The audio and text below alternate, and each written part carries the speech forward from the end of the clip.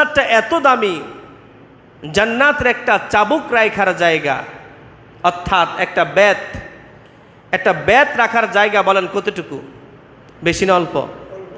একদম অল্প। মনে করেন এতটুকু একটা বেত এক জায়গায় রাখলাম, এই বেতটা জায়গা কতটুকু জায়গা সে দখল করবে? একদম অল্প না? আল্লাহর হাবিব সাল্লাল্লাহু আলাইহি সাল্লাম বলেছেন এই জান্নাতের মধ্যে এতটুকু জায়গা, বেত রাখার, চাবুক রাখার জায়গাটুকু পৃথিবী এবং পৃথিবীর মধ্যে যা কিছু আছে সব কিছু বিক্রি করলেও তার সমান হবে না।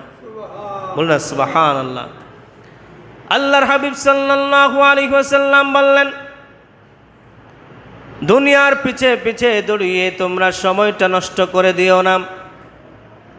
দুনিয়া দুনিয়া করে সময়টা নষ্ট না করে তোমরা আখিরাতের পিছনে দৌড়াও।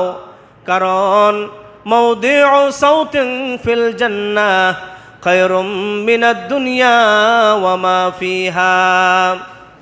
আল্লাহর হাবিব সাল্লাল্লাহু আলাইহি ওয়াসাল্লাম বলেন,